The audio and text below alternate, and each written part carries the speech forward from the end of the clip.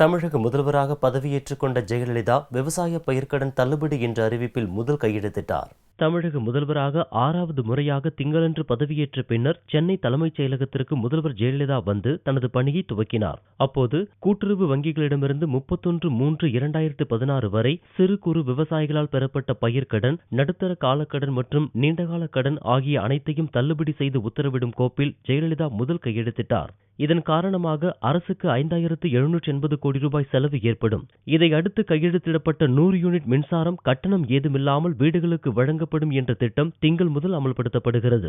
அத்துடன் திருமண நிதியுதவி திட்டத்தில் திருமாங்கல்யத்திற்கு என வழங்கப்படும் தங்கம் 4 கிராம் என்பதிலிருந்து 8 கிராம் என உயர்த்தி வழங்குதல், கைத்தறி நெசவாளர்களுக்கு தற்போது கட்டணமில்லாமல் வழங்கப்படும் மின்சாரத்தை 200 யூனிட்டுகள் என்றும், விசைத்தறிக்கு வழங்கப்படும் கட்டணமில்லா மின்சாரத்தை 750 யூனிட்டுகளாக உயர்த்தி வழங்கும் கோப்பிலும் முதல்வர் ஜெயலலிதா கையெழுத்திட்டார். அத்துடன் டாஸ்மாக் சில்லறை விற்பனை மதுபான கடைகள் மற்றும் அவற்றுடன் இணைந்த பார்கள் இதுவரை காலை 10 மணி முதல் இரவு 10 மணி வரை இயங்கி வரும் நிலையில் செவ்வாய்க்கிழமை முதல் நண்பகல் 12 மணியிலிருந்து இரவு 10 மணி வரை இயங்கும் என்ற உத்தரவிலும் மற்றும் 500 டாஸ்மாக் சில்லறை மதுபான கடைகள் மூடப்படும் என்ற உத்தரவிலும் ஜெயலலிதா கையெழுத்திட்டார்.